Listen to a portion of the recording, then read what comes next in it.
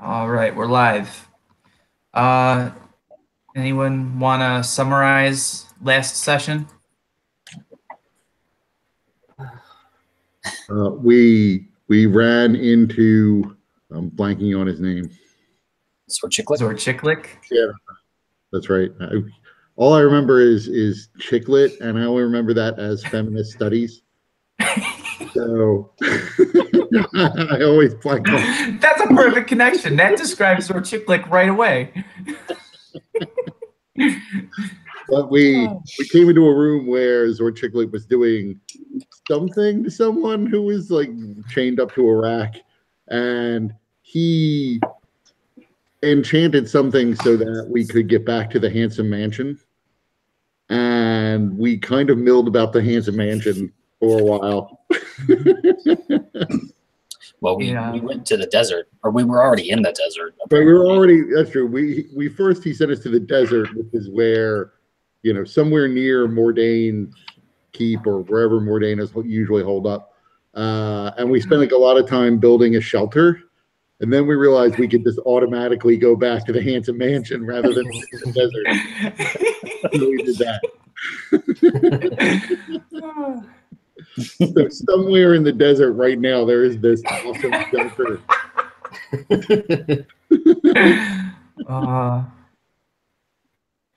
I'm sure there's the desert version of ground squirrels just making awesome home out of that place. Because Elmore got like a nat 20 putting that thing together. Yeah. And then we just left it. And he needed an action point to do it as well.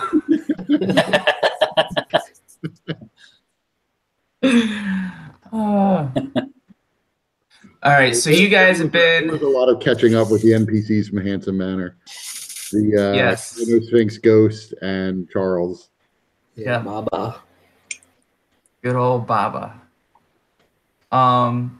So you guys have been doing your own kind of whatever it is that you guys want to do in terms of your downtime. So if each of you wanted to kind of describe how you handled your downtime.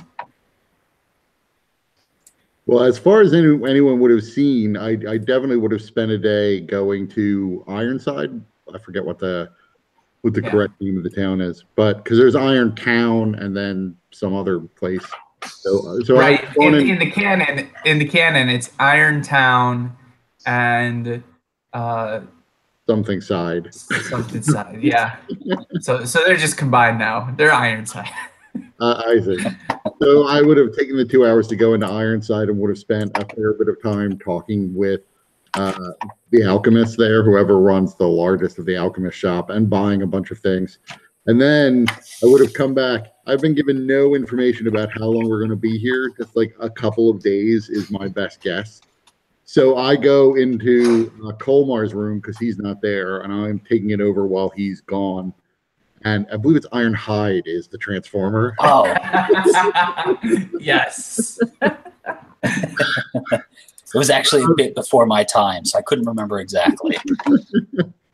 So I would have gone into Colmar's room and more or less locked the door. Occasionally, I will open it a crack to send my little mechanical butler out. As cats, for whatever reason, cats just begin to gather outside on the grounds. The butler would go out and like capture a fluffy cat and bring him in. Otherwise, like once Ivar goes in that room, you don't see him.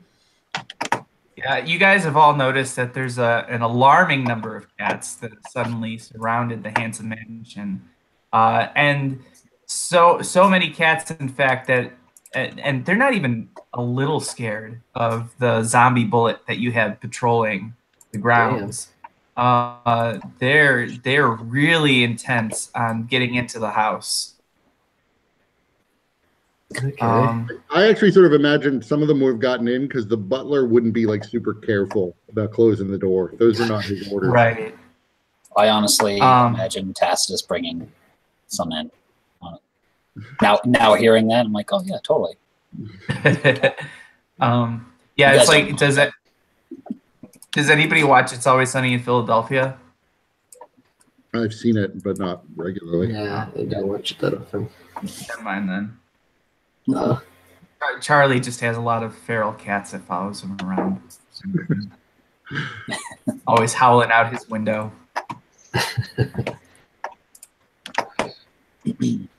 So yeah, so there's lots of cats all over the place. So lots of smell of fresh cat piss, Oof. as they're not necessarily house trained. And even if they were, Charles, you know, Yeah, Charles is I was scrambling about to say, all around. Charles is just walking around with a perfume bottle. But then it'll just smell like perfume and cat piss.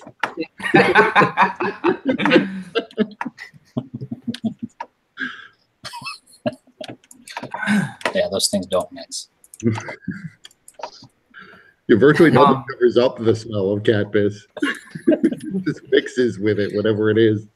So that's it. You wouldn't see Ivar after like a day or two. Like once he goes in the room, the door closes, and you only see his little mechanical butler.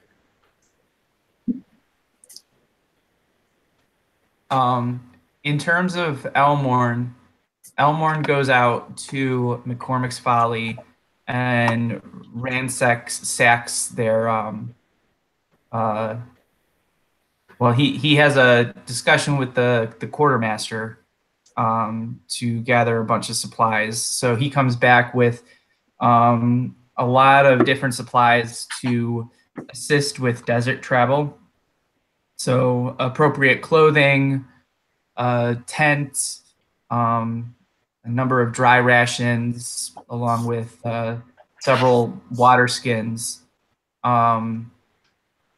In fact, you could probably, with the help of Baba, take the decanter of endless water that is used for the bath and bring that into the desert with you, so that you don't need to worry about dehydration. But then where are the cats going to get their water? Good point. The butler. Also, you notice Elmorn has this look of sort of, he's kind of distracted because it seems like he's kind of seen a ghost a little bit. And it's almost like he's trying to figure out how he is trying to, he's trying to process something. That's a kind of a difficult pill to swallow. We couldn't have expected it was going to be that easy to get chocolate milk producing cows. You should just get over it. If Charles didn't make that happen. Oh, I just assume Ivar did not have like a little message waiting about his settlement from the lightning rail company. Because this is where they were supposed to send my refund.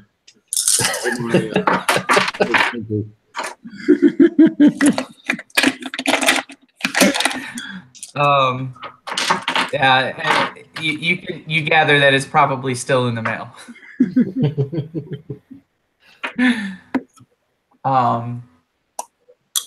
And then I'm still working with Marthau to figure out what he's doing for his downtime.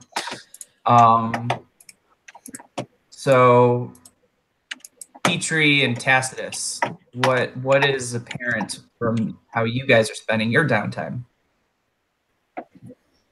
All right. So Petrie has gone back to Old Town. Is that where it was? Was it Irontown? Ironside. Ironside, that's right. To go meet with Father Stenson, who he's had a very long rivalry/friendship with. And he's like the friendship is all on your side. That is all your perception. I think it's a great idea to continuously go back to this. Was he like a priest of the Silver Flame, but he's got no powers, so I look down on him a lot. But anyways, I have this conversation with him which pretty much just ends up with Petrie ranting about that he's going to meet someone evil.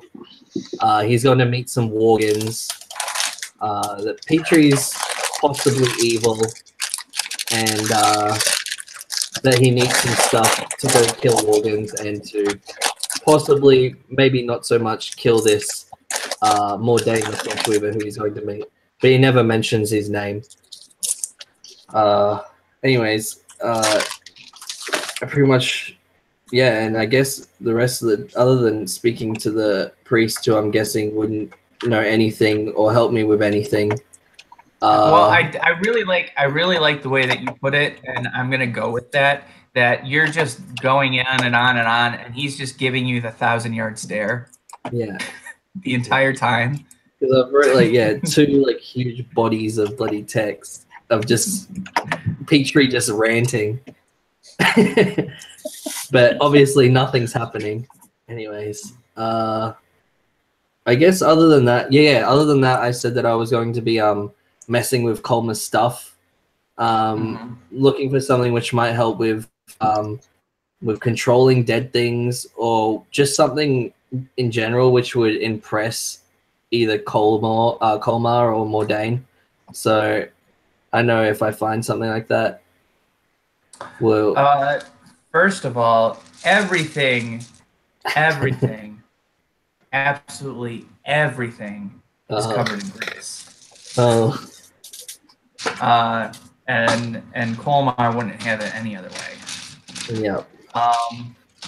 But in terms of things that you find, because I imagine you're not just looking through Colmar's possessions specifically, but also kind of ransacking the arcane research. Oh yeah, for sure. Library. So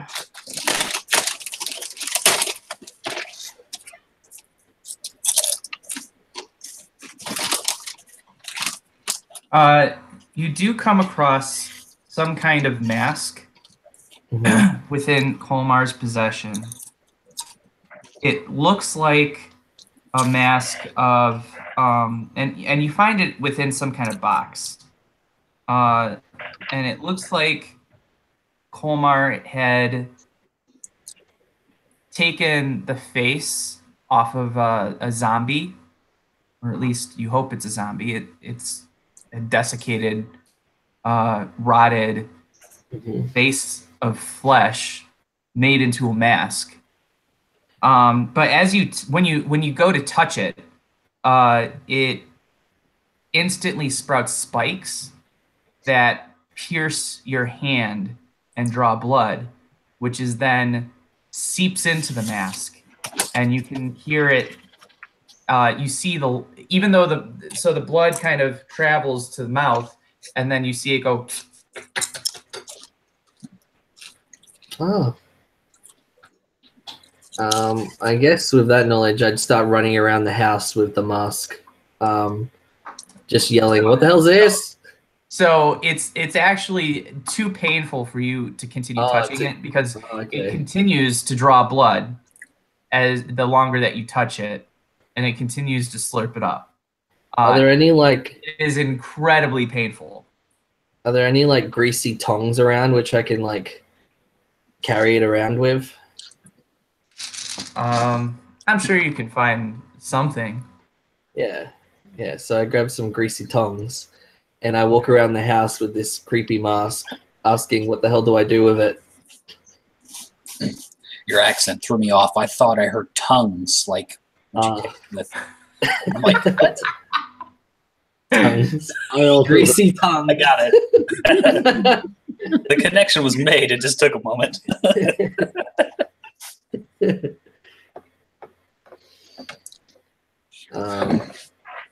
All right, so how do you guys respond to Petrie running around the handsome mansion with this strange mask? I'll just say, it looks like a mask to me. It's kind of spiky. I wouldn't touch it. In response, I send the butler out to get another cat or two. Oh, and the thing about the mask is it's not spiky unless somebody tries to touch it. Then the spikes kind of erupt from the mask. So he's just running around holding a mask with some tongs. with some tongues. By the way, I used a story dice to figure that out, and I got a cactus, the drama masks of happy and sad, and then a box. I was like, this is what's going to happen. Very good. Yeah, it looks like a mask. Why are you holding it like that? Yeah, no, you got to touch it. Just touch it. Nothing ever good comes from anybody saying that. All right, give me a cat. There's no reason to harm a cat. I'm not. You don't know that. Give me a cat. How about you just set it down? Okay. Just set it down. Right. I will examine it. Yeah. Have a look. And I'll pull out my pearl and draw my arcane circle around the thing and start casting Identify ritually.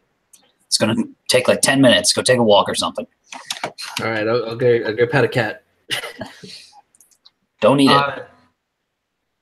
So you notice something interesting as you cast Identify in this thing.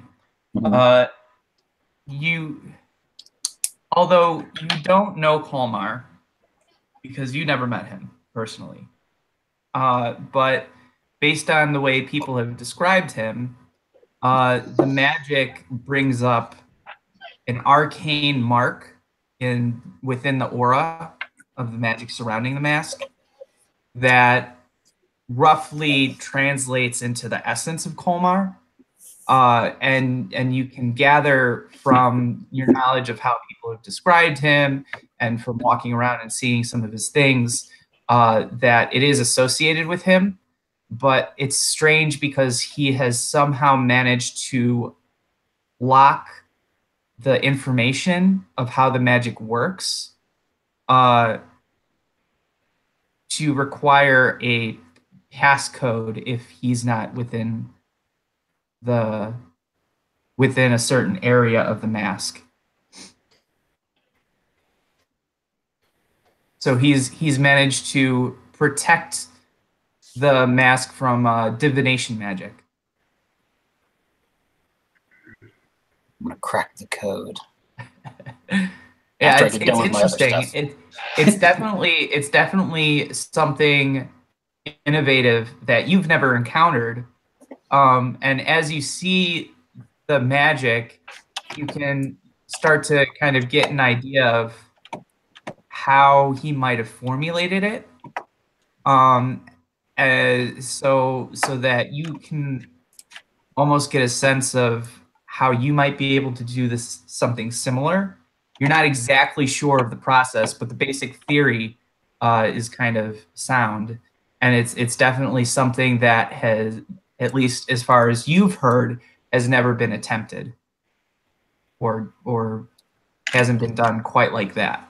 Yeah, it's certainly done uniquely. I mean, I can do it I can protect from divination and stuff like that on a larger scale, but not on an individual item yet.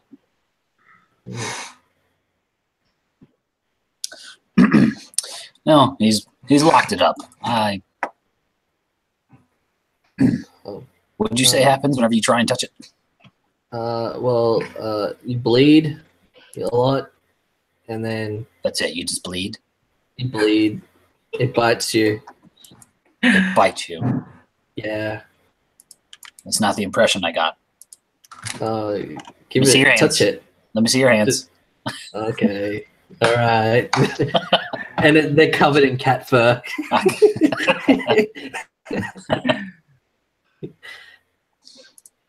Did you eat the cat? No. And the bullet wouldn't eat it either. What the hell? You tried eating me. Yeah. All right. So there's a passcode, is there? Okay. Yeah, apparently. Is the password Greece? Most likely it. You'll have a better chance of guessing than I. All right. Is it mend? Could it be that one? So one thing that you know, Tacitus, about the passcode is because it's magical in nature, it's not necessarily a verbal word. It could be a specific memory. It could be an image that one needs to mentally represent. It could even be, some kind of physical Right. ritual or diagram in the ground that it needs to be encircled by. Yeah. It could be a lot of different things, which makes it even more difficult to bypass. Yeah, you keep thinking of the passwords. Okay. Yeah, Greece. We got mend. We've got It could we've got be those things, but it turns out it's 1, 2, 3, 4, 5. I know how Colma didn't like incredible. authority, so like fuck authority could be one. You know, there's all sorts of passcodes. Just use them all.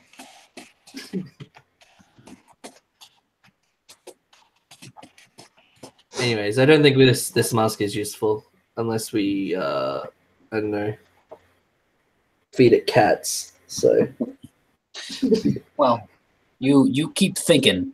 I'll examine it some more whenever I get a chance. all right, it bites, so be careful. I will bring the tongs. Okay, good.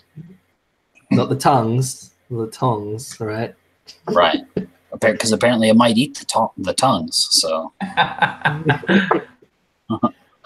Anyways, other than that, yeah, Petrie would be clueless of what else to do other than just going through all the mold and greasy stuff of Colma's. Give me a Constitution saving throw. All right. Wait a second. I have my dice on me. There, I left them in an old place. D20. Okay, like 4. All right. You start to get a little bit of a tingle in the back of your throat. The same kind of tingle that you normally get when you become on the verge of illness. Okay. Oh, I'll just stay away from everything. Same sort of tingle you get when you've contracted the zombie virus.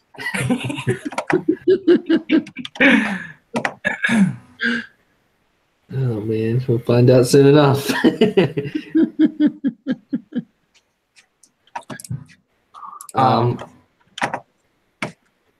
Yeah, I think Petrie seems very like content on not just going in to fight Mordain, because Mordain has information which we might need.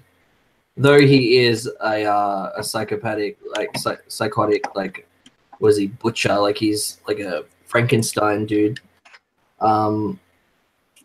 Yeah, I think there's something more about him which Petrie wants to know. Does everybody remember the information that I gave you guys last session? In regards to the different... I'm sorry? Which information are you referring to? Like there was each... I think a couple of you had some general knowledge about the different things going on with Mordain. Hold on, let me see if I can bring it up.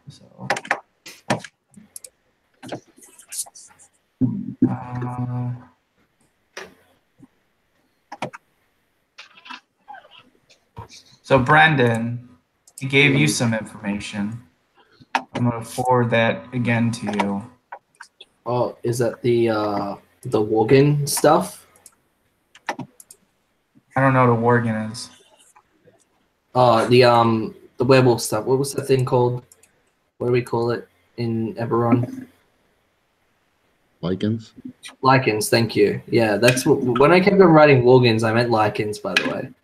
and then Kurt, you had some information too, so I'm gonna forward that back to you. Let's see. Did anyone else?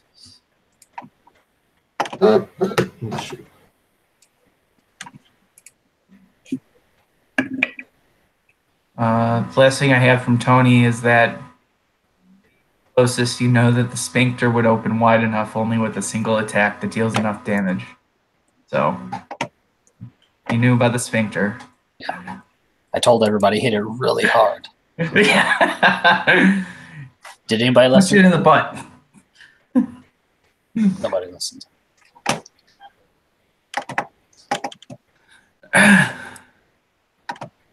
All right. So, Tacitus, what do people see with what you got going on in your downtime? Let's see here. I guess a whole lot of running back and forth between places and speaking with Baba the Sphinx as well. I imagine I probably have to make sure it's okay with Baba that I do this. Oh yeah, Baba is totally on board. Cool. Baba thinks it's interesting. Sure. Baba likes experiments. Well, if, Baba is dead. What does Baba care? I might get there at some point.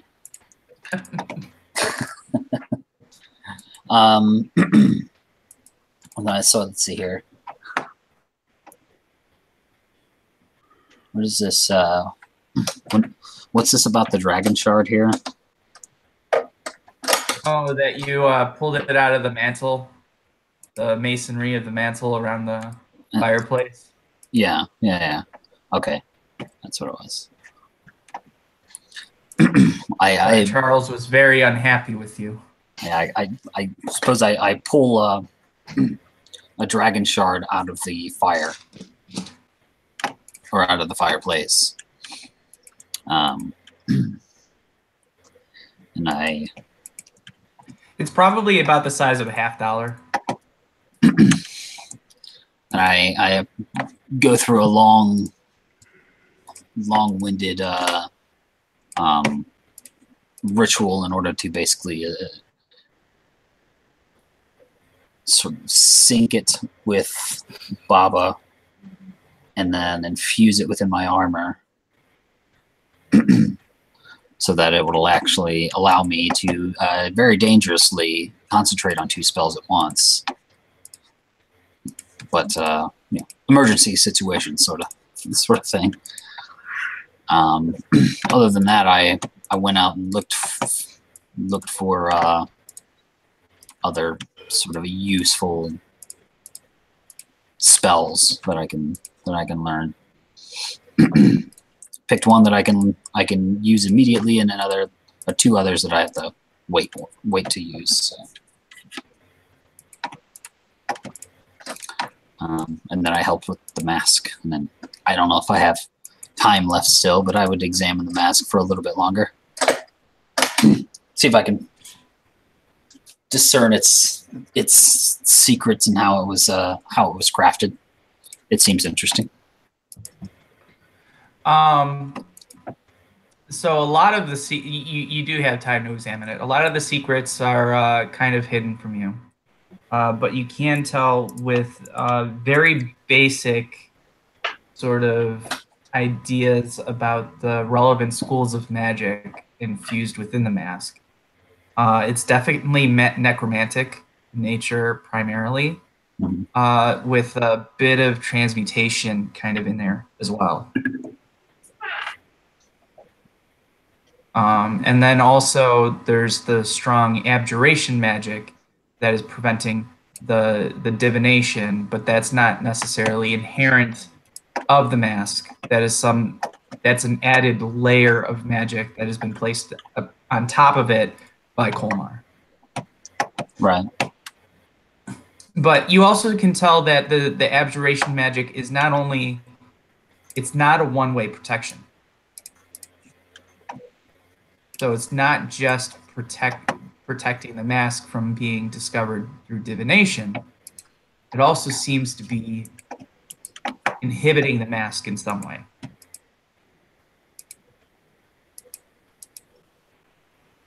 Sure. There's something that is holding back.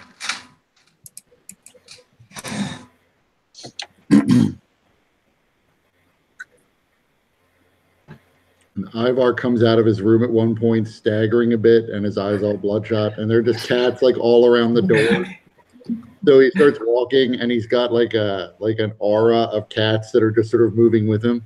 And he stumbles over and throws up in a potted plant, and then goes back into the room and closes it. You also see at a couple of points, some of the cats actually try to jump on him and start licking him. Oh god. But of course, with him stumbling, even with the grace of a cat, they can't hold on. So you hear a lot of meow, meow. For some reason, I'm thinking of South Park right now. Yeah. I've not seen a lot of South Park, but I've seen some bits about cats. All right. Well, this seems interesting for sure. I have ideas for use of the mask. Now, these spikes that seem to protrude from it sometimes, do they appear to like come up and meet your hand, or do they come out as soon as you touch the mask? So first of all, how are you determining? I would get like a thick glove, like a blacksmithing glove, essentially.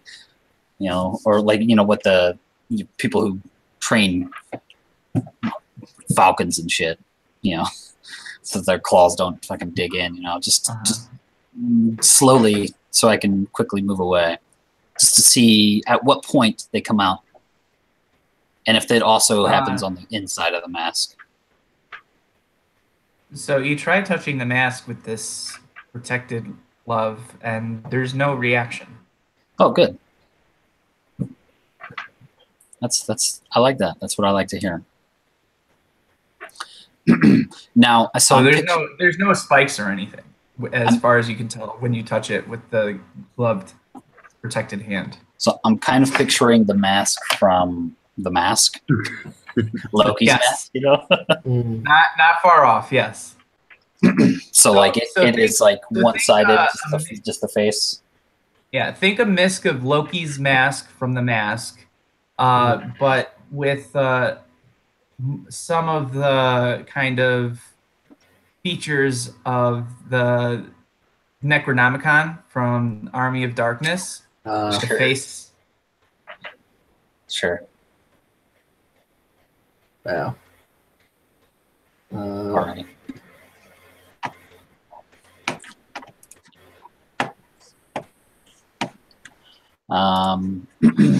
Okay.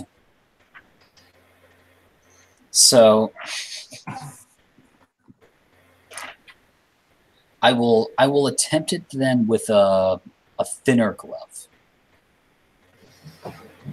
See what sort of intelligence this thing might have.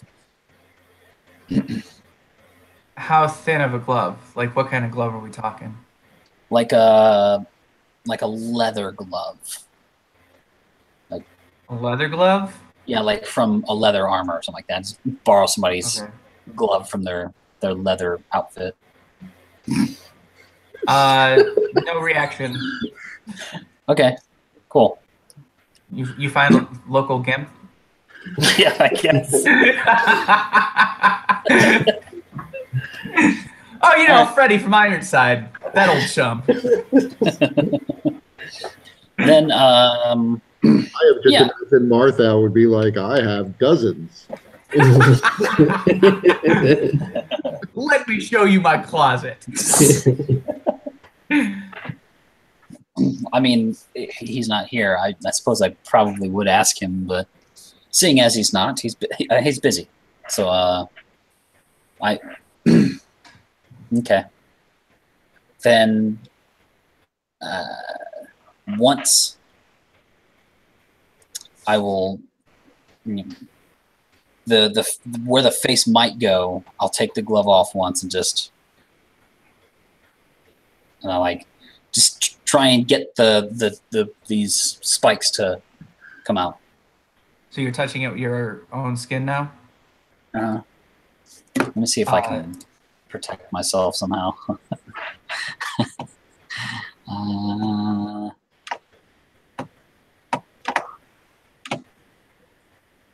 Not really.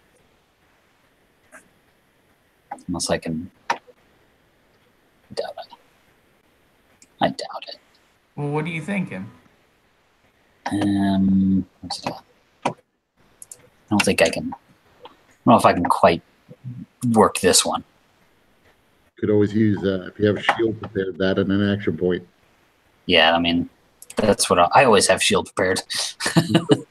I was considering. I wasn't sure how I could do it, but I'm not currently imaginative enough enough to work out a glyph of warding yet. So, yeah. So I've got shield always prepared. So I'll see what I can do. So what ends up happening is the moment that you make contact with the mask, the spikes, it's almost instantaneous, shoot up from the mask. Now, they actually pierce your hand just as the shield goes up. So the spikes pierce, the shield goes up, and it's such a forceful reaction that it shoots the mask across the room. Because of the sort of disruptive magics that are going on. And so your hand is now bloody with several puncture wounds in it. And from across the room, you can hear the mask slurp what little blood managed to find its way onto the mask.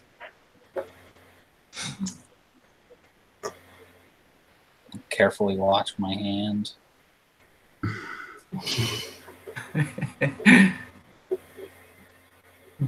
Okay, so you wash your hand. You take care of the wounds on your hand. Yeah. Got no idle hand business going on. Okay.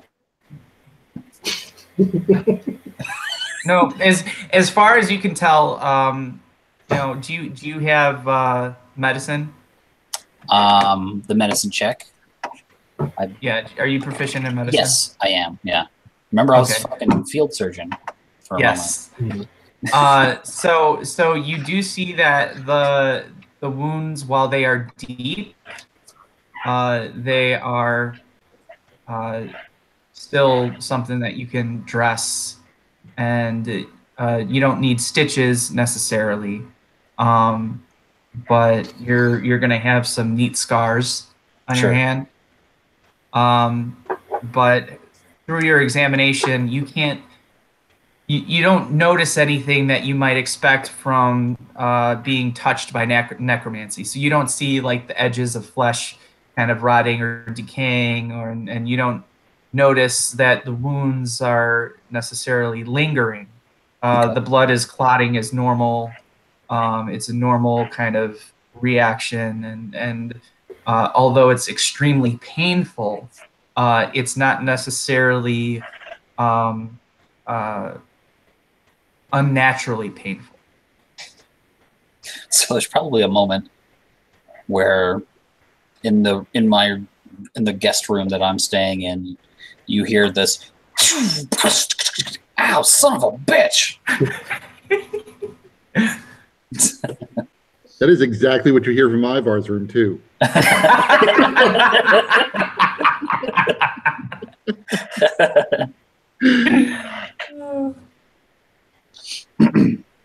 Alrighty, I'll make sure treat everything proper, and then put the glove on, the leather glove, to slowly pick it up just to make sure. Mm-hmm. Okay. I'll just out of a quick thing, I'm just just look around the room, make sure nobody's watching. Hello? Could you hear me? Because you never know with these fucking things. You wait there in the silence of your own room without a response. Okay. Petrie And knocks on the door. you feel quite silly. You feel quite silly talking to yourself. Nobody heard anything. All right, I guess I can knock on the door. I'll put the mask down. Yeah. The password's Petrie's super cool.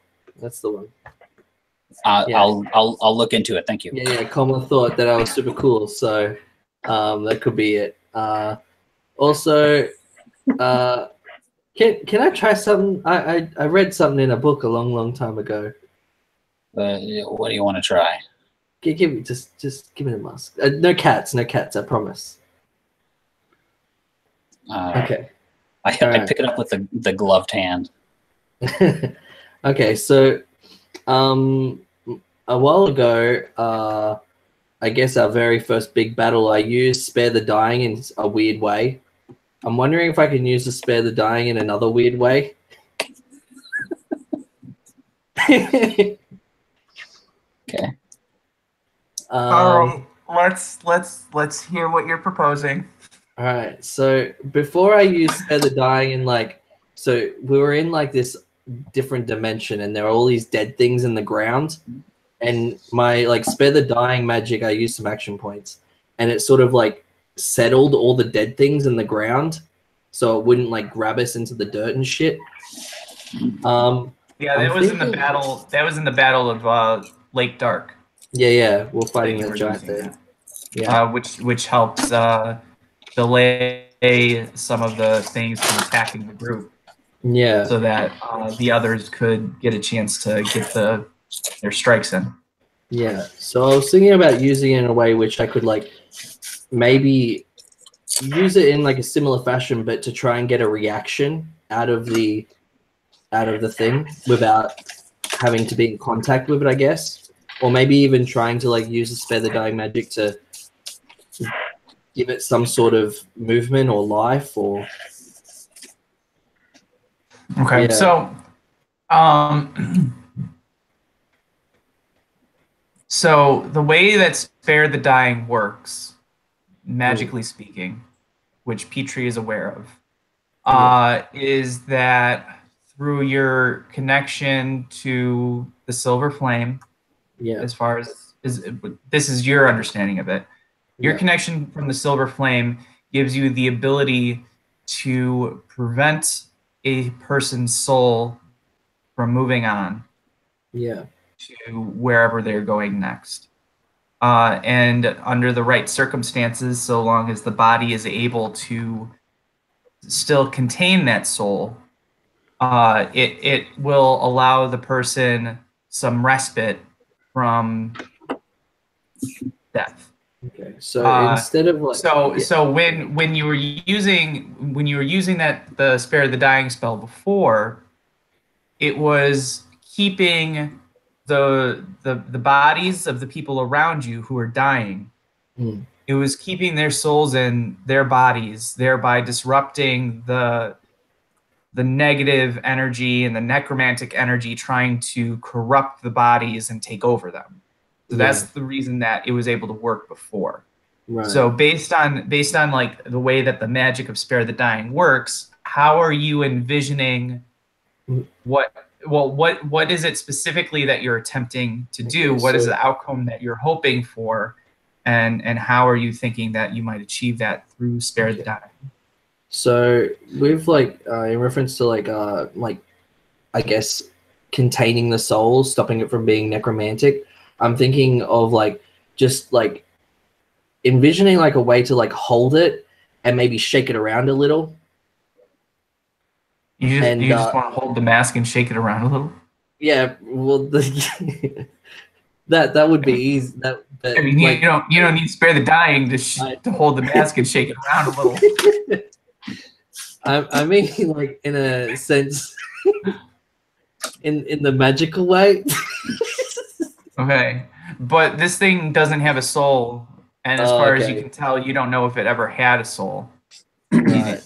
It looks like it was made from face of some corpse. But I mean, it could be just made to look that way. It looks very convincing. You don't have any reason to believe that it's not. But at the same time, even if whatever thing this was made from had a soul, it's long gone. So the magic of Spare the Dying wouldn't necessarily have any kind of interaction with this thing. Okay. Unless you understand the spell differently and want to make an argument for it, but that's kind of the way that I envision the spell working. Yeah, no, you've explained it properly. Yeah, but if there's no soul, I guess I can't have any interaction with it. Well, not through the Spare the Dying cantrip. Yeah. Yeah. I don't know. I don't know. Yeah. Anyways, I changed my mind and I say, actually, yeah, we do need a cat for this experiment. Yeah, so that's how you respond to that. Just go about to do what I was originally planning on doing. Putting it away. I'll be putting it away until we leave. Yeah. Then I'm gonna bring it with us. Who did I borrow this leather glove from? Martha. Okay. I'll buy it from him.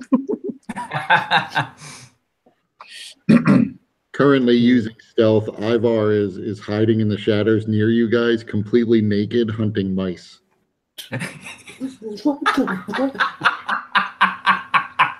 Sure. As one does.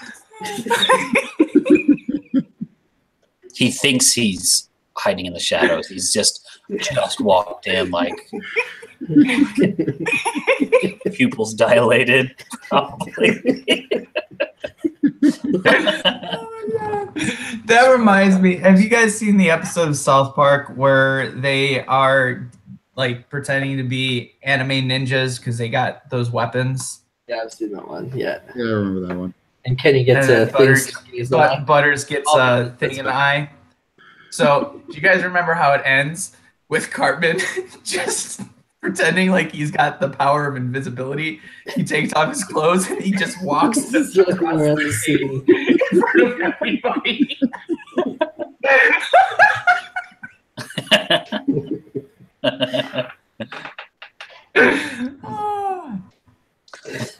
He just walks in. Just stop. We all stop what we're doing. Just watch him as he creeps along the edge of the room.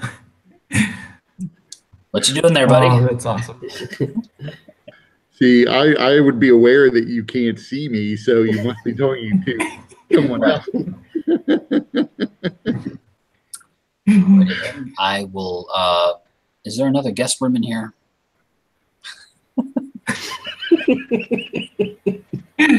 And probably when he walks, he makes sneaking noises where he like goes dun, dun, dun, dun, dun, dun, dun, dun, dun, dun, dun, dun. Like Peter with the pajamas. Yeah, yeah.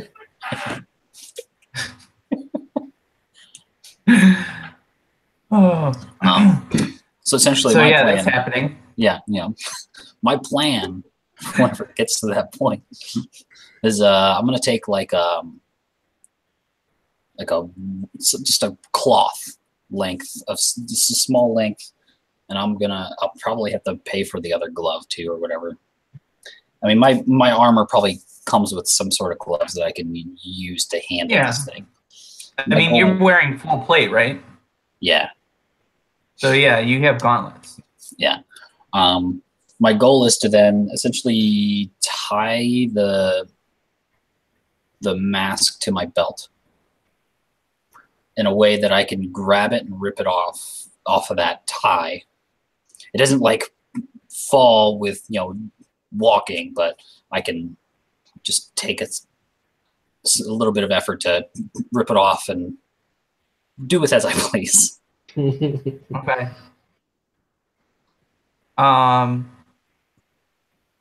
All right, so there's going to be some trade-offs with that. So your ability to get it quickly off your belt also means that there is a potential that it might, in the midst of battle, if you were being grappled or something, could also come loose. Maybe not all the way, but unless you're planning on doing some light sewing of some sort. No, I don't intend to grapple anybody, so. Well, nobody intends to be grappled, but Sure. I've got methods of breaking a grapple. Very loud methods, usually, but they work. Okay. All right, so you're not too concerned about that, so that's fine. Yeah. So yeah, you're able to fashion something so that it's relatively secure, but still able to be pulled out. That's what she said. Sure. But yeah, I mean, otherwise, I'll be basically just examining it, whenever I have time. Intermittently. Yeah. Study it more. Okay. It is interesting, and the owner is not here right now. Mm-hmm. So yeah,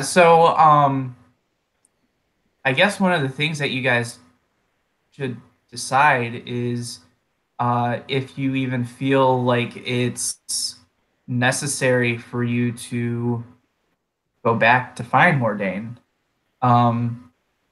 I imagine maybe one of the things that you guys as characters are talking about is sort of just kind of reflecting on everything that's happened. And this is like one of your few chances that you've had throughout this campaign to kind of slow down, hit the brakes, and really review what's been going on and how you want to approach it. And even if you want to keep going in this direction, if you feel like it's worth it, because you really haven't had a choice up until now. You've kind of been driven by these different various events. Yeah.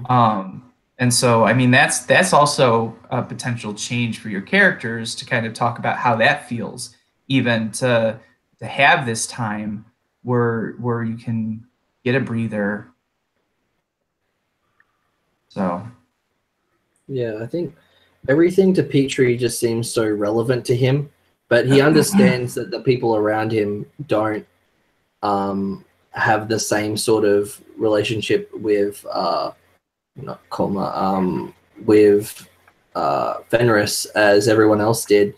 But then he knows that Mordain is definitely a force to be reckoned with, a force not to be reckoned with, and that his powers are definitely something which could be, I guess, he wants to say used, but he knows that he can't because he's just, so far that we've known, he's just purely evil, and he's really just like the mastermind behind everything that it could be, like everything that is bad.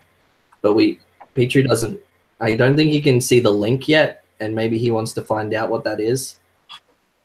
Otherwise, he's always up for hunting lichens and stuff like that.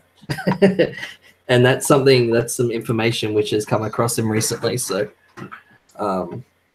yeah. So between Petrie's curiosity and the opportunity to potentially fight some actual werewolves, is kind of driving him forward. Yeah, I think so. Yeah, I don't think he's not fazed by anything else in the world. How's Petrie's intestines doing? I lost the sword, so yeah, they've healed back together. So I don't know. Maybe I have to go back to Fairyland to go find my sword again. Well, wait a minute. I thought Tacitus, you said his intestines? Yeah, or whatever. Like I thought he was like gashed open. Oh yeah, he had gashes. Yeah, I don't know. Were you ever disemboweled with or at any point? I wasn't. I seem to remember I was that. bleeding out literally all the time. So I guess if I move my hand, you could probably see some guts. But Yeah. Okay. So the several wounds that seem to have appeared, they are beginning to heal. Yeah. They're healing slowly, Right. but they are healing. Yeah. So Petrie doesn't really have a clue what's going on. He's lost the sword, so he thinks maybe that's something to do with it. That's pretty much all he can gather. You notice that the sword was no longer in your possession after leaving the Fenris's stomach. Also, I lost it. Before then, you had the sword. Hmm. It's probably best there. Yeah, I guess. But it probably means that Fenris is going to die a very slow and painful death, like I was. It looked like that man was basically already dead. Mm. We know that.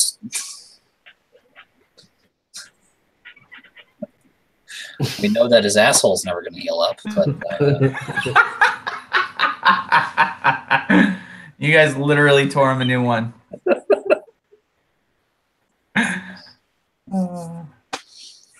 Yeah, I'm interested in what Tacitus and Ivor have got to say about what's going on, because they're obviously the most two clueless people in the party. Like, with what information you've been given, and like what direction would you consider? it sounded like this is world-changing shit if we don't stop whatever, right? Mm. Yeah, it's just we've been the saviors of the universe maybe 3 to 4 times now. Also, what happened? So I think I might have missed it like completely, but the huge Warforged Titan, like giant air thing, the air zeppelin. How did that end up going? So Elmorn managed to wrestle the Warforged Titan. Yeah, I was there for that. I mean, like afterwards though, And- like You guys don't know. yeah. I mean, they got basically half of the train. You guys managed to save the other half and get away from them. And the ship, their airship was damaged bad enough that they needed to kind of focus on repairs and things like that. So it was kind of as close as you can get to a victory, but with sustained heavy losses, because at least half of the passengers on the train were either slaughtered or left as potential prisoners of the Warforged, and then they got the cargo holds Yeah. as well, because they seem to be looking for something, some kind of. I think the Marthau charmed one of the Warforged and got him to answer that they were looking for some kind of magical schema. Hmm. And we haven't heard of any bad news from the library, from the giant library after we sold that gecko lizard thing. Oh, I actually have that in dragon my mark notes. lizard? Oh, so there is news. No, but he had a name. Did he? I suppose somebody named him. Let's see if I can find it.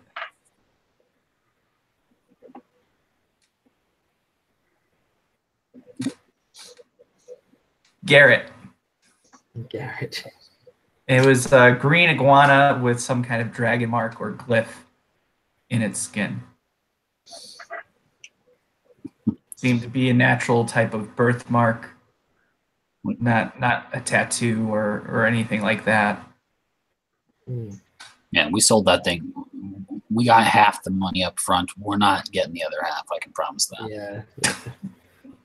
Well, we have Marthel's like ex-girlfriend is there to try to collect the other half for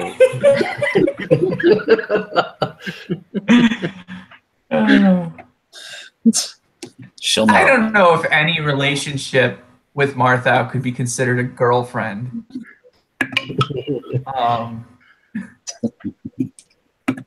I feel like he keeps playmates around. Poor Charles. Yeah.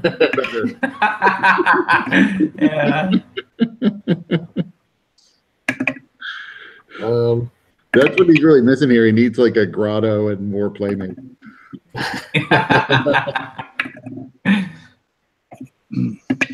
And we haven't heard from what's his name? The captain, not captain of the guard, the guy who followed us around on the train and stuff like that. What was his name? God damn it, slipped my mind.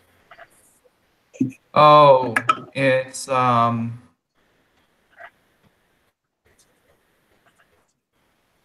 was his name? Yeah, it's gone past me. I'm surprised he hasn't come back up, like especially in relation to the Warforged Titan stuff. Like I thought he'd be like straight on it because that's when he left us. So he didn't die. Well, the thing. Oh, Brevin did the Brevin, thank you. Yeah. So Brevin, if you could recall, he really hated being with you guys. The only reason he was accompanying you to the Tower of the 12 was to make good on a promise because you saved his family. True. If not for that, he never would have taken the time out of his busy schedule to do that. So when he found his opportunity to just say bye, he took it.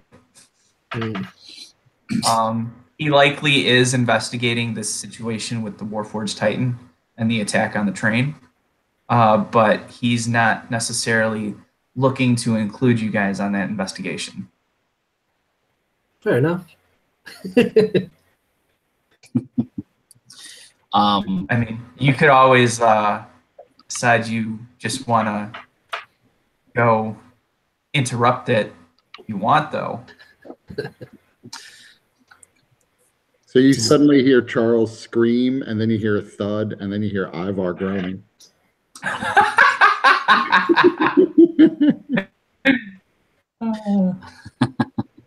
If you go to look, it appears as though Ivar was sliding down the banister naked. Saw him, which distracted Ivar, so he banged junk first into the end cap on the banister. And so for a second, you see him there naked, holding his balls, and then he's just swarmed by cats.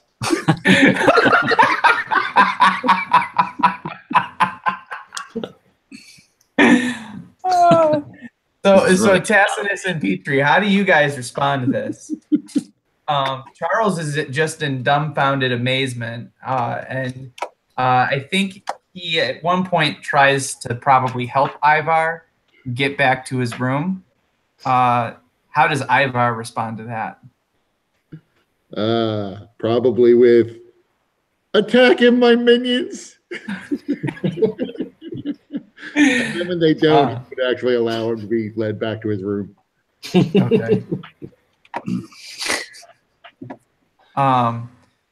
So he helps Ivar back to his room. The cats never leaving step, and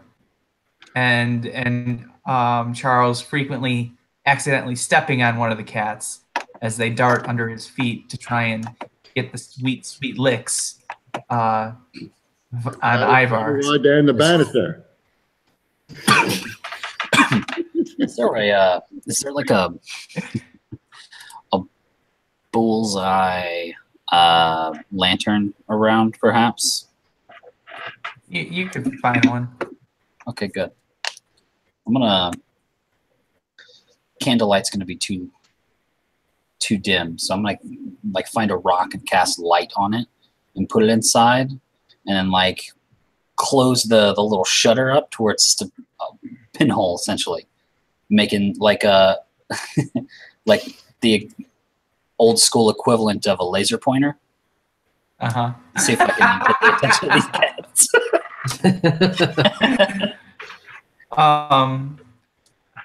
So you know what? I'm gonna let Ivor describe what happens with the cats. Well, as soon as they see this, they begin watching, heads going back and forth. And Ivar stops allowing himself to be led to the room and also starts watching. And then Ivar and the cats all start diving for the point of light. All right, well, I'm bringing it outside. Charles goes, God damn it, don't encourage us. Quiet. Just taking them out. They're going to be outside cats. Clearly. Like, fine. Take the cats outside as long as it get them to stop pissing on my rugs. And when I figure out that that's what's going on, I'll say, no, it's a trick. And I'll start gathering cats. Run upstairs naked with like a big ball of cats. But then I shine the light right in front of them. Oh, look at that. What's that? What's that? What? Do you see it? Do you see it? Of course, I drop the cats and dive for the light.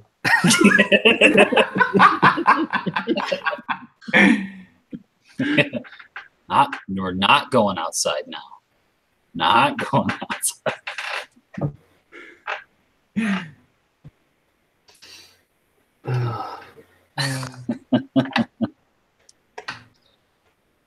So Charles asks, what in blazes has gone on with this gnome?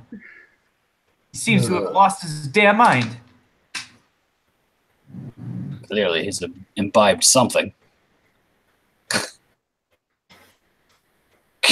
Is there a medicine check I could do?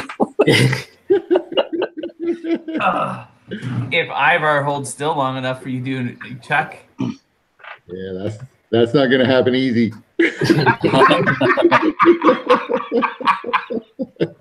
So I just so just I imagine he's perched, a little gnome perched like a cat, and it's like kneel down, come on. And then I would stand up. So you're like tickling my balls. It would be further away to get you to move.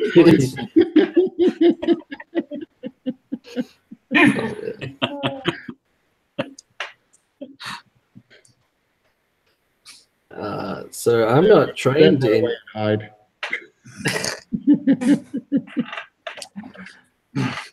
Yeah, so I'm not very well. I'm very good at hiding, except when I have to move, because then I have to make the noises.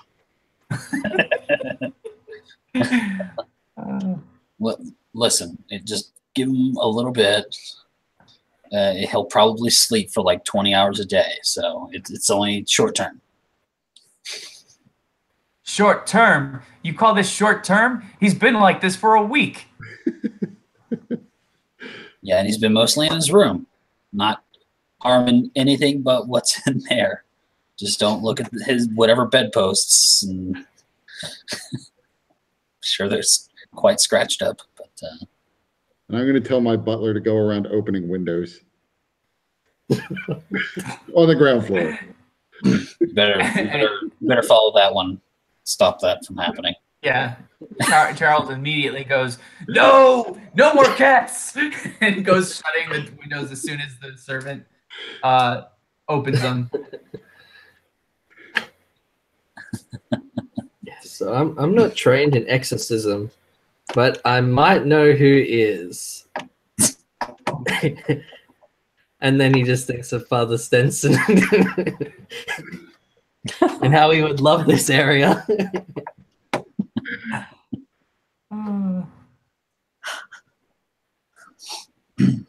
Yeah, but no, I have no clue what we're doing with this cat thing. Is he a shifter? I hope not. As far as you can tell, he's still a gnome. Very confused gnome. Okay.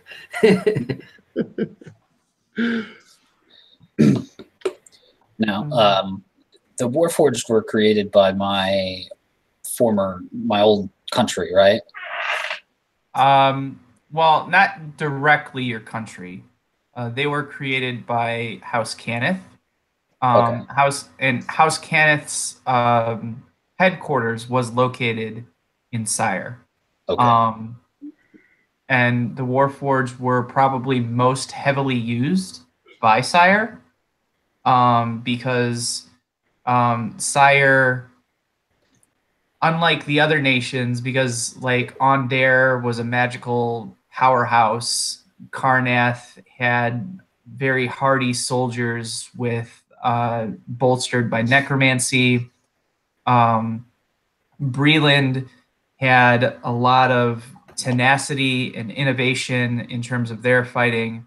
And Thrain had the devotion of the Silver Flame. And so, what Sire kind of brought to the table that kept them in the war was that they, of all the other nations, were the wealthiest. Okay.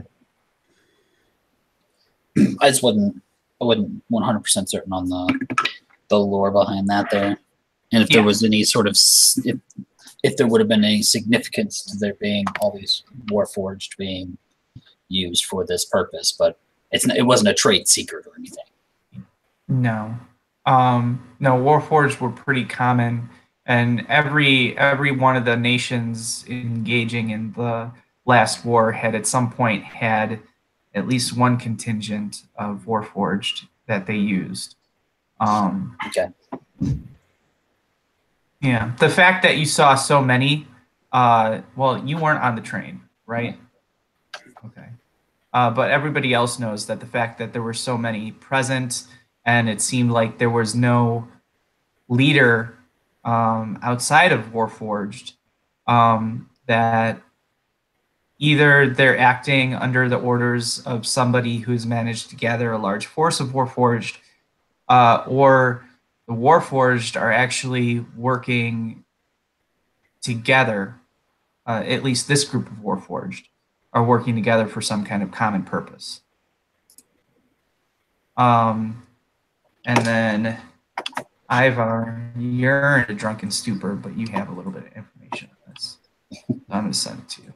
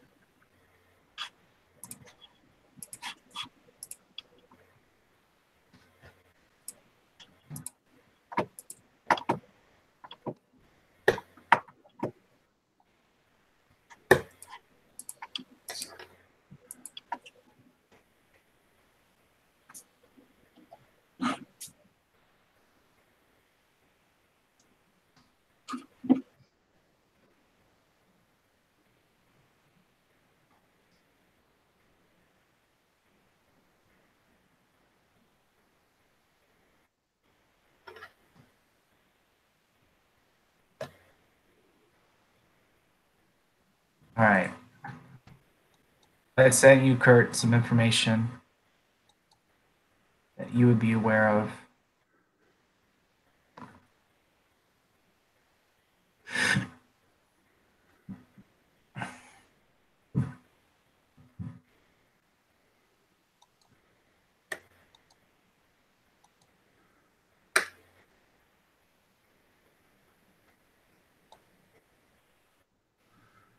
So Ivar will, hearing talk of Warforged, come in and say, "Do you think they're a cat forged?"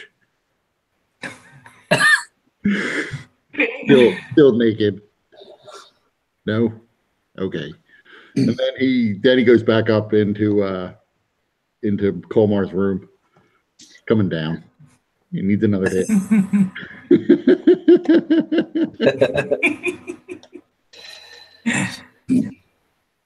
I just before he goes to walk away, I'm like, we're leaving soon.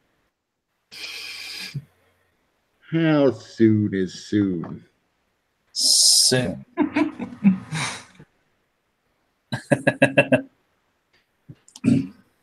He sits pondering that for a second, looking suspicious, and then goes back up.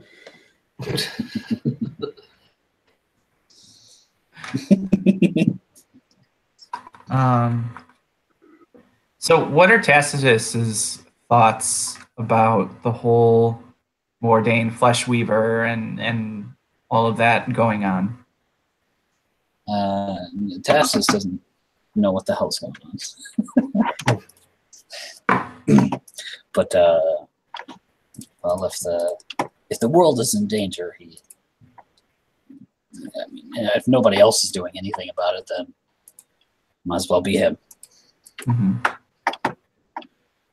I imagine this is also much more interesting and eventful than your previous work at the Tower of the 12. Yeah, a lot more dangerous, but such is the way of war. War never changes.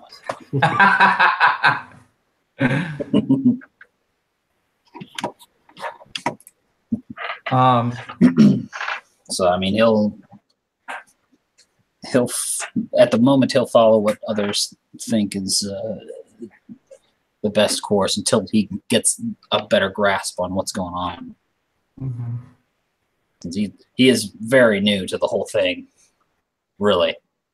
Yeah. He teleported into that dangerous ass city, and the whole time they were on the run. So, there wasn't a whole lot of time to learn anything. Mm-hmm.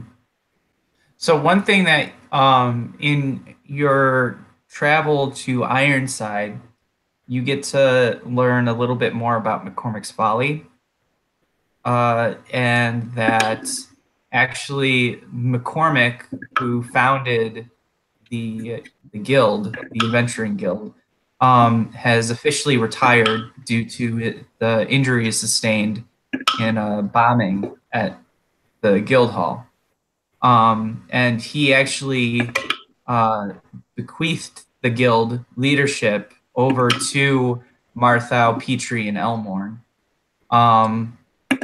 So that's where a lot of you notice that a lot of the things that you are looking to get in terms of gear are pretty much free, if not just minimal cost.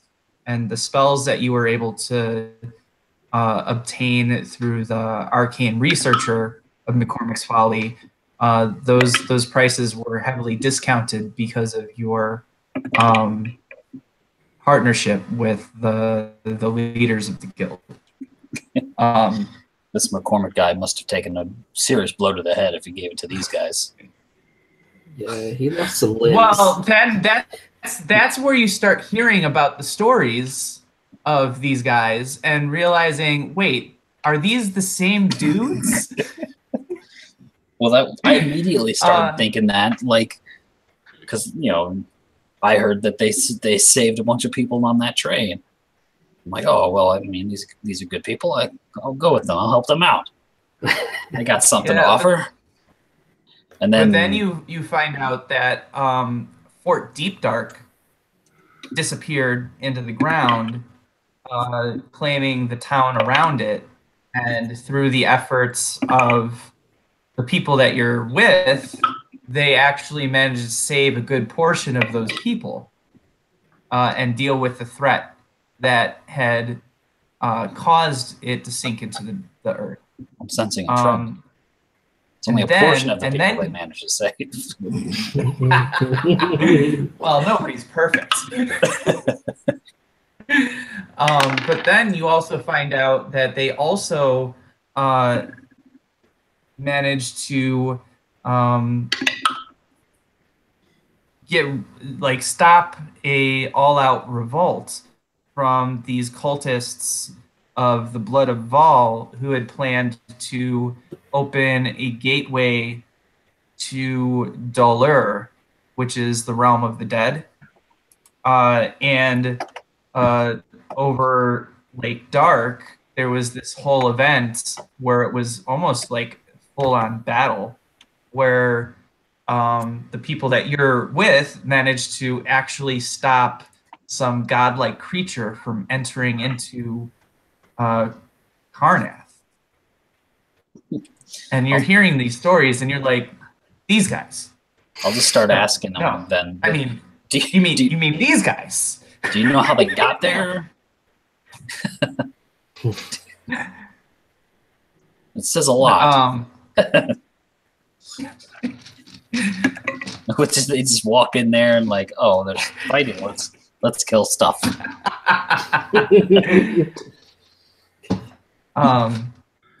So yeah, there's a lot of stories going around about the people that you've chosen to take up arms with, and you're getting a sense of the heroics that they've managed to survive, and it's just like, okay,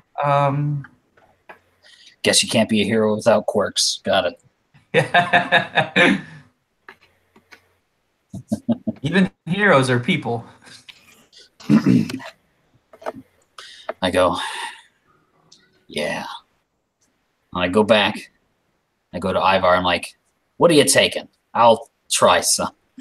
Actually, as you go up to Colmar's room where Ivar is staying, Ivar comes out in full kit, ready to go. You said we're leaving? Uh-huh, in a couple of days.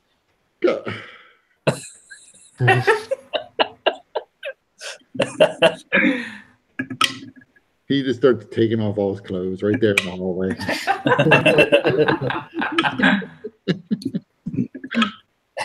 To make up for that disappointment, I will try whatever you're doing. Sure. So we'll go in as I prepare whatever it is. Actually, I don't know how you take it, but it's called Catterlick. I mean, it's wonderful. Well, wait a minute. Look up what I sent you about that.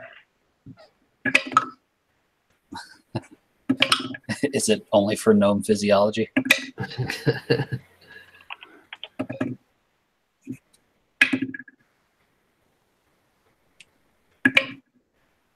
Let's see. Eye drops. Oh, okay. It might kill you. Okay. Alrighty then. Well, immortal, maybe not. What's that? Said if you're immortal, maybe not. Uh-huh. Maybe, but it might not kill me. Is that what you're saying? No, it'll almost certainly kill you. I mean, unless you're immortal. And you are immortal? No, I'm a gnome. It doesn't kill gnomes.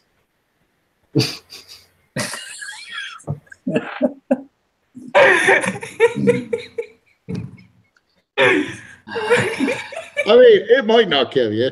It could just coma. Never mind.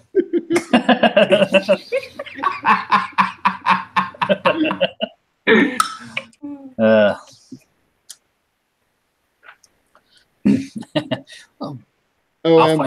find a different quirk. Thank you. The Warforged in Sire, at least as I have heard, follow someone called the Lord of Blades, who I think is a Warforged, or he might be like a Warforged god. I don't really know. But apparently, Warforged are immune to whatever weird effects there are on Sire, so they don't get sick and die like other people. Lord of Blades may just be like a powerful Warforged, and that's just the name they gave him. Does that name sound familiar to me? No. So, did you say the Warforged can the Warforged go through Seer? Is that what we were saying? They can just walk through it like nothing's happened? Some of them can. Huh. They don't really have biological bodies like we do. Elmore might be interested in that. Maybe he might want to turn into a Warforged or something. Yeah, but then you'd have to like kill him for being like a Warforged. It doesn't work like that.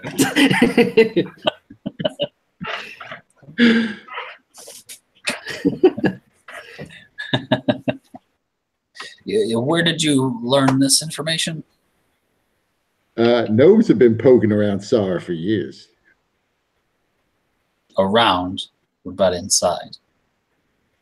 A little bit inside. It didn't always turn out so well, though.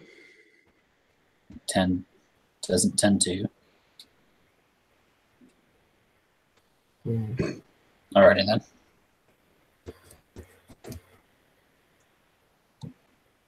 All right. Well, where can we find more information on that? Like, where's your gnome buddies hanging out? Zalago. Oh.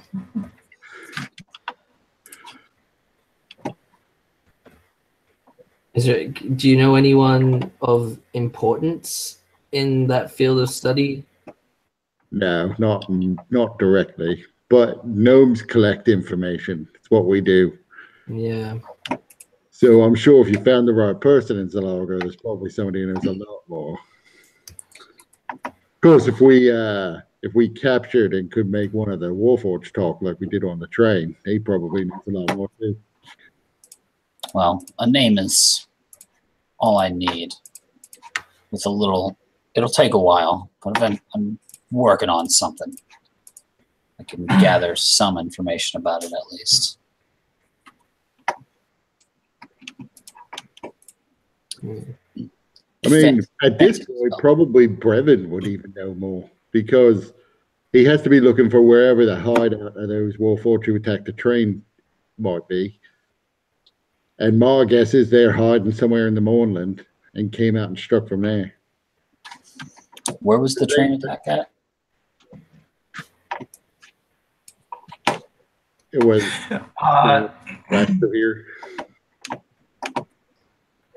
Yeah, so Baron Carnath over. Let me bring up the map. It was in the direction of the Mournlands, basically.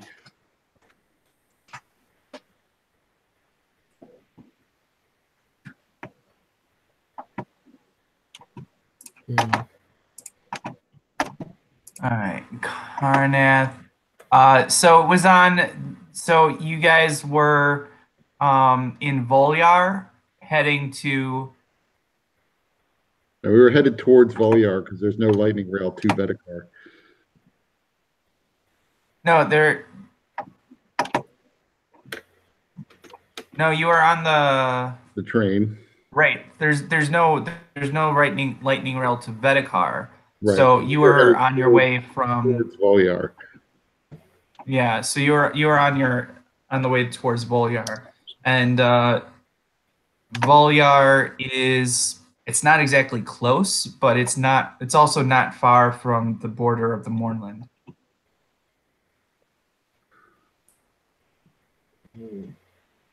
So it's also another surprise that group of Warforged traveled so far inland into Carnath, if they did come from the Mournland, especially because they would have to basically pass Fort Zombie and Fort Bones.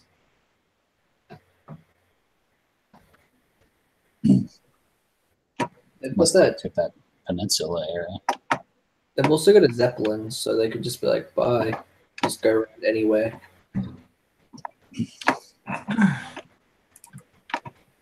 And yeah, at this point, the elemental airships are still relatively new technology, and so the fact that the Warforged not only seemed to have a working elemental airship, but one that was so heavily armored and modified from the ones that you guys had seen is also a potential cause for concern.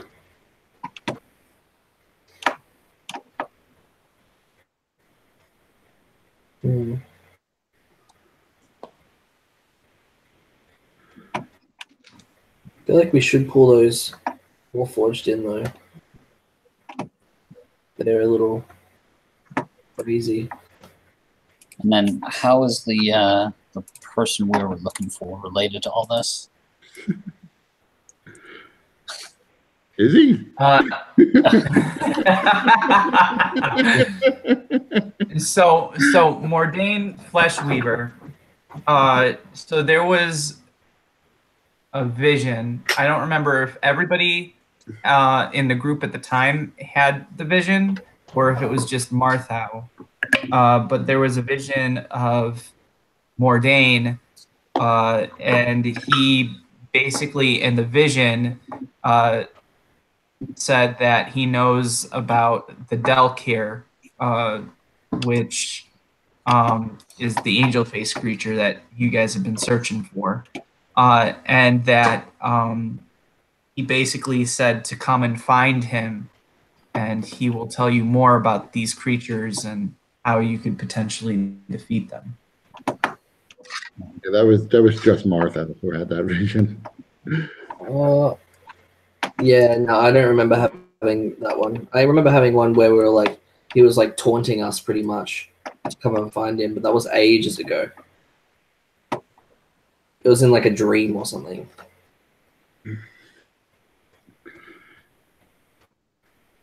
No. You all had the vision. Well, by okay. you all, Dust, Marthau, Elmorn, and Petrie had the vision. Gotcha. Holmar also had the vision. Yeah. So I'm gonna forward that again. I'm gonna forward it to everyone because I'm sure Marthau, Elmorn, and Petrie have talked about it. So. But as far as Ivar knows, it actually has nothing to do with the Warforged, who Ivar's really run into only in connection with the attack on the train. Yeah, indeed. Yeah. So you just got attacked on the train while going to attempt to find information on this person, yeah? Well, trying to find information on the angel face creature that turned out to be the Valkyr. Right. And then the instance with the train, did you get any information about what they were doing? They were after some sort of schematic. I forget what the schematic actually did, or if we found it. It was we took the box from the train, but I forget what was in the box. Does that Oh, shit. Can you guys hear me? I can't hear you. Yeah. Yeah, we can hear you. Yes. God damn it. Wasn't the lizard in the box, like in the strange Right, box? that's right. They were looking for a schema, and the lizard was in the box. That's right. So Yeah. maybe that tattoo on him was the schema they were looking for. Yeah. Possible. Yeah. Well, I mean. So there might be Warforged attacking, looking for the lizard right now. They could be, yeah. I mean, the tower should be fairly well protected, so I'm sure that it's probably fine. Maybe the lizard is Tacitus, the Warforged god. Tacitus, you, from your understanding, the only places that are better protected than the Tower of the 12 would be Thronehold, Dreadhold, and the Arcane Congress. So Thronehold, I see that on the map here. What else was that? Dreadhold. Where's that at? It's the Alcatraz of Eberron. So it's on an island somewhere. Yeah. In the Lazar Principalities, I believe. Hmm.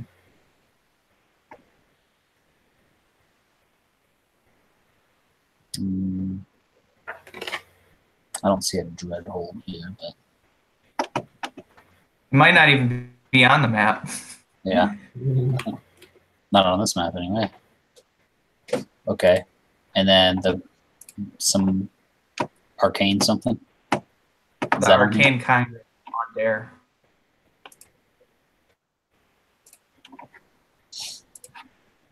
Okay. Yeah, I mean they're probably pretty well protected, but Oh, and then there's Flame Keep is also very heavily fortified, but probably not as well as the Tower of the 12.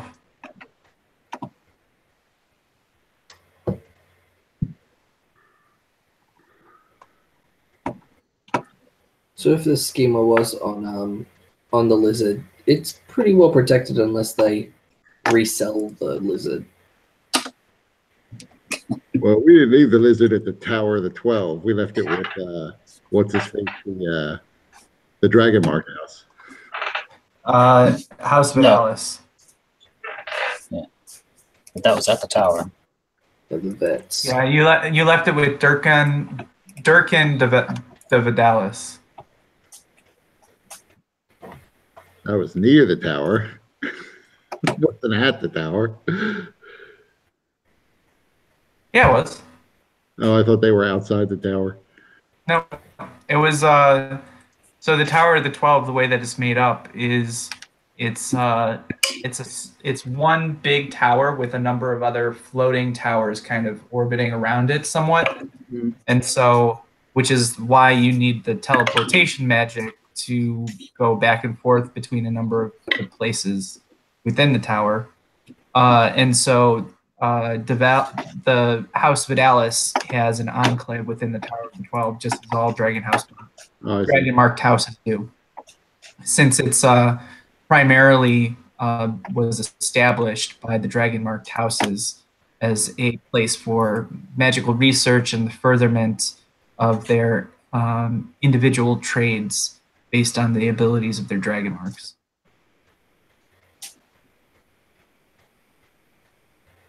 I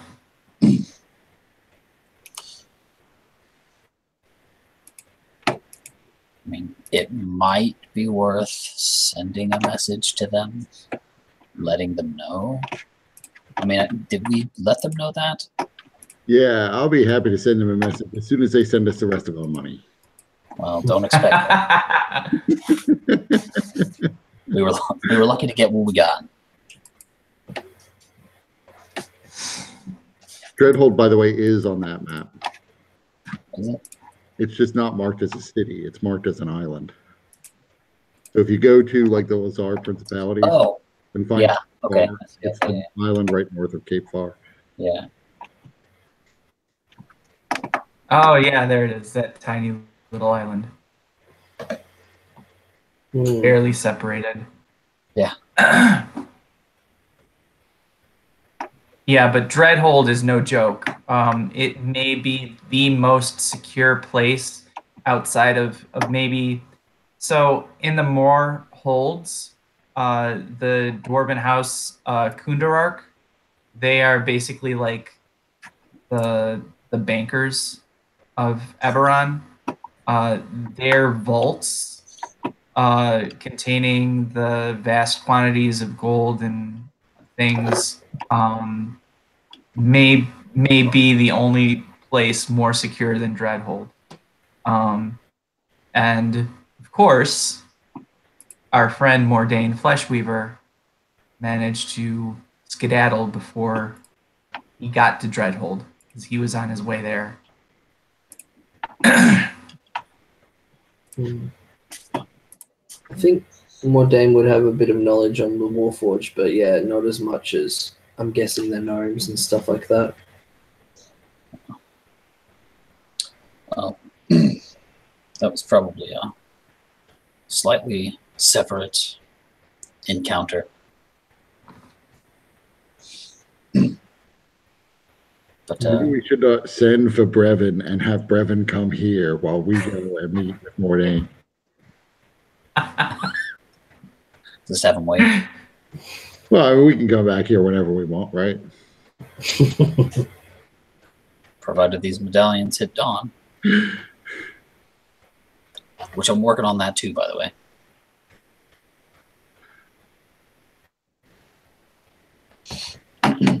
Yeah, I guess. By now, Brevin misses at least me.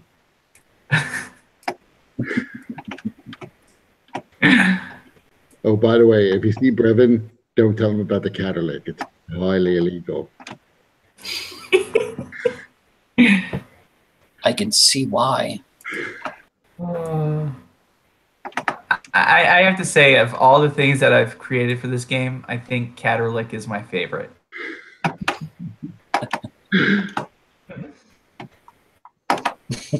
I was going to join in, but I could have died.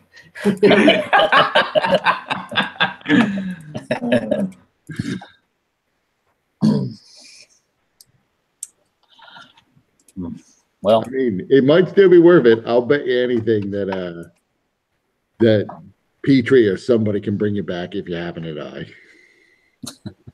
Yeah, I mean, it's just like, so just think of it as drinking antifreeze. Gnomes are able to metabolize it. sure. God. And it might kill you, but otherwise you get this thing that tastes really kind of sweet, apparently. And you get to taste it through your eyes.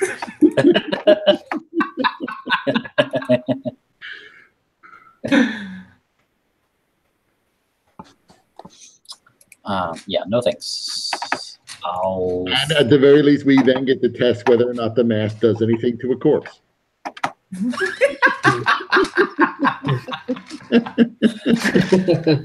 Because we haven't tried that one yet.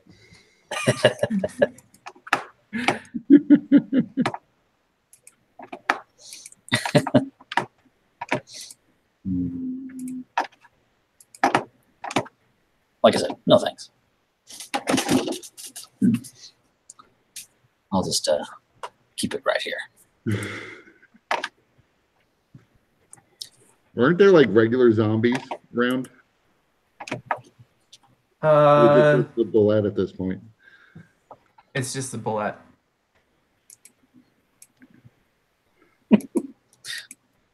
Wonder if it would affect the bullet.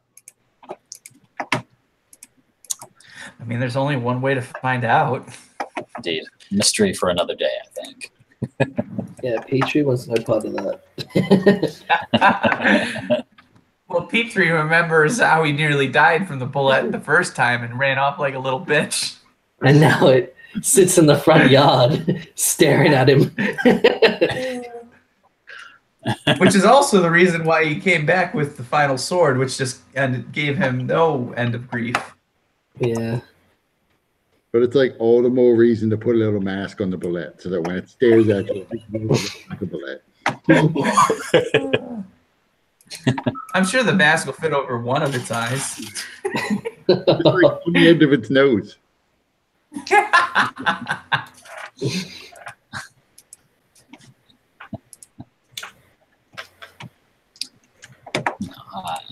I'll wait. I'll wait. It seems like that thing is some sort of some form of protection for this for the mansion here. I hope it's not running underneath the foundation a whole lot, because that could be bad. I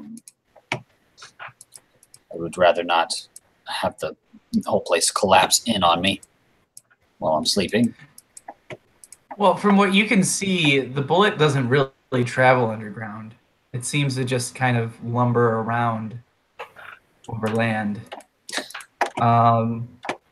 You're guessing it probably could, but it's just like, seems like it doesn't quite have the energy to do that, or desire. It just kind of would rather just walk around. Just moseys. Yeah.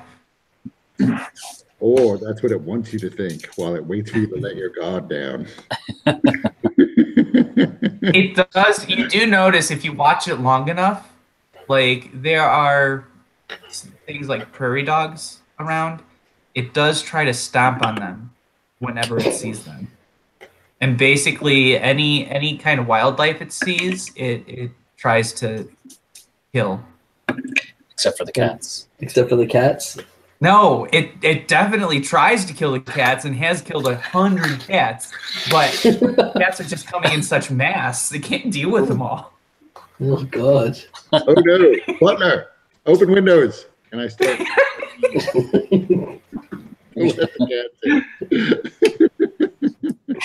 Poor Timmy down the road's missing his cat. Never see it again.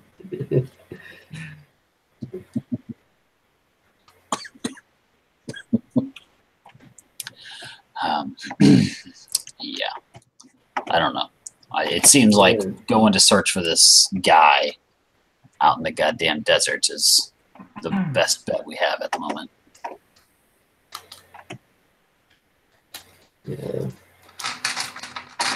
He'll tell us things that we don't know.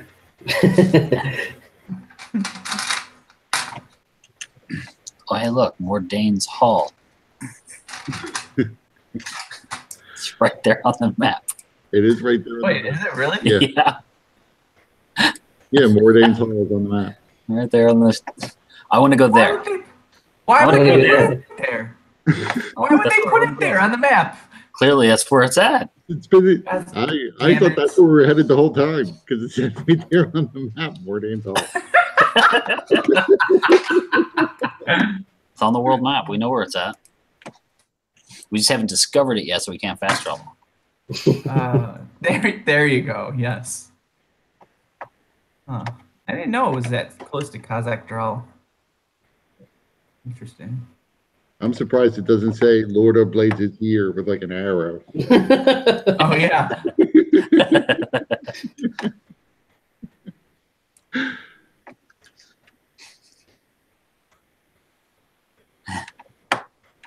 No. We still technically have to find the place though. Like we'll go back to the desert and then have to tromp around. Hopefully it's just over there by the oasis. Like hopefully that that thing which eats brains sent us in the right direction. Is there any sort of research I could do on this person? Yeah.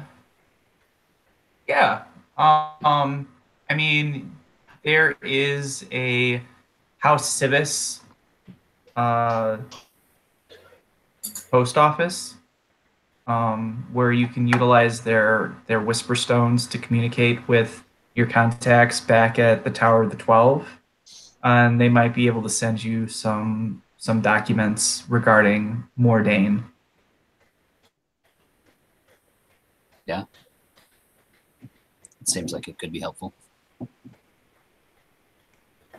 Any information that I can gather that I can put together a profile.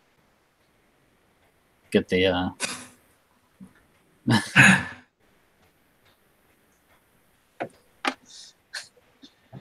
right, so I'll put that together and send it in an email before next week. all right. Yeah. You're Mordain.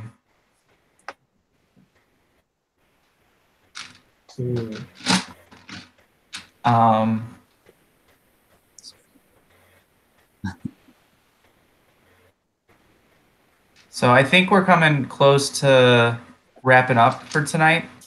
Is there any last things that you guys wanted to do before we end the session?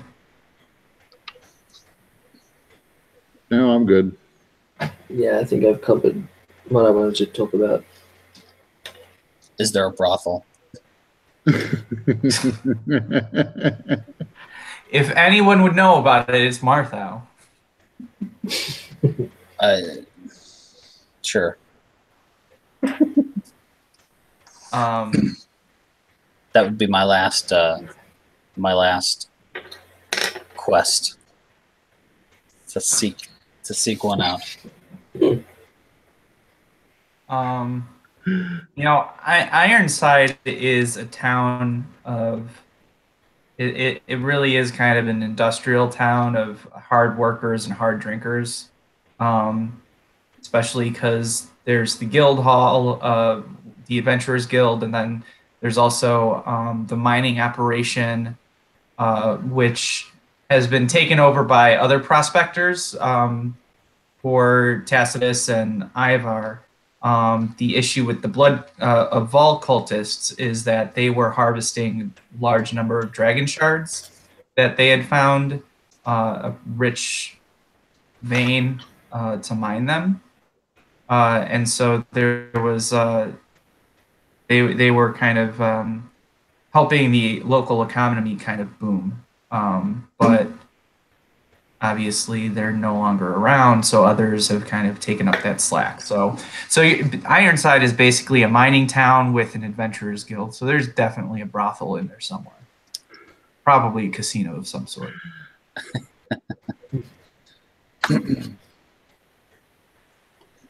Sounds good. That's where I will be. All right, give me a Constitution saving throw to see if you can avoid BD.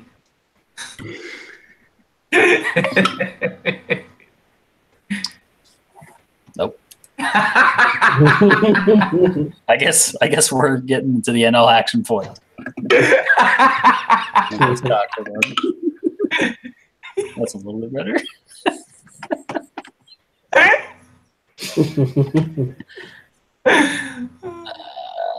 14. How many action points did you use for that 14? No, just one. Oh, okay. Once it rolled and was sideways in my little thing down here, so. Oh, okay. The first one was a 4, so. Much better.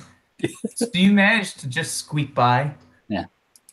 But you know that it was probably close. Like the quality of girl, you know. I'll pick a different one next time. What? This one you didn't get the clap from.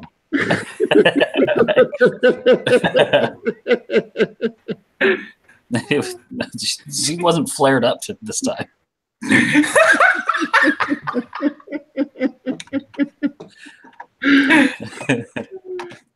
See, but what we don't see is Mike now rolls a saving throw for her to see what she gets. From my infected hand. Right, because you've got that biting zombie. Oh, yeah. Hip banging. Oh, God. Wait, put this on.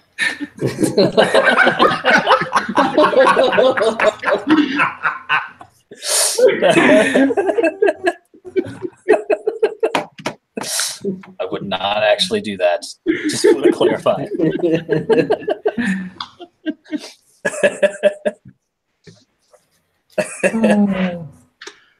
I just want to make a big deal out of the item that you made up on the fly. So, yeah, I love how 80% of tonight's session was the mask that I just made up on the fly, and then Catterlick.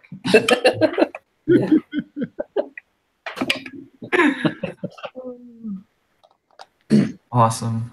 I knew we were down a bunch of people, so I was like, "Yeah, fuck it. I'm gonna examine this thing as much as I can. Let's see what I can." I'm glad you did, because I just wanted to see what I could do with it. So what do people I've got think a about weaponized mask. tonight's session? Yeah. A little freeform thing. Yeah. And then I am curious to see how Marthel and Elmorn react next week when it's like you open the door to your room and just the smell of cat piss just hits you. You can barely breathe because of all the hair. Everybody roll a Constitution save to see the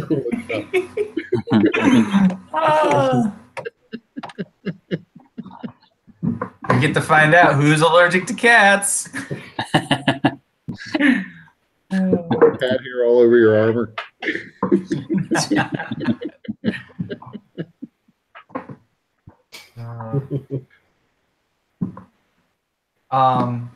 Yeah, I thought it was a fun session tonight. It's nice to just kind of let things happen and see what comes out of it. You know, I had no intention of slowly making an enemy out of Charles, but here we are. You definitely hit a lot of us, I think. I pulled a segment of the fireplace mantle out. Yeah. Charles is not fond of his new house guests. But We're he like, is the utmost how about I help professional, us, like, and so he'll yank never the- let you know about it. We're getting Baba to help us yank the decanter out of the wall, but Charles lives here.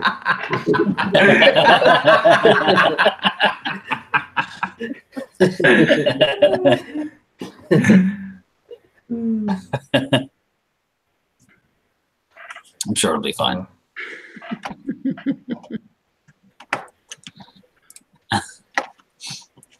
As long as you don't mess with the elemental that takes care of the poop. Yeah,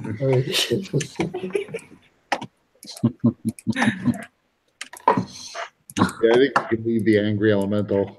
Yeah, he doesn't escape.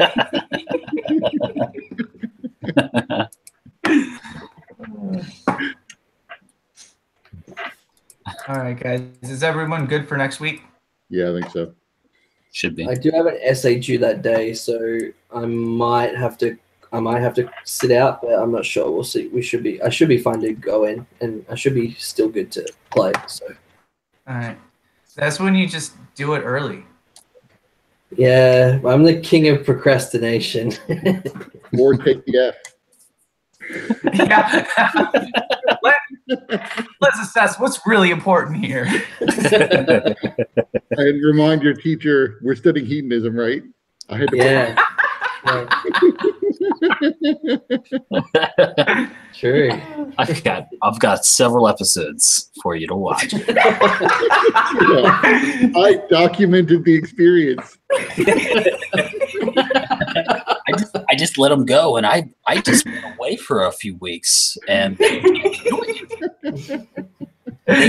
it escalated to the point where they were talking about sphincters for an entire episode.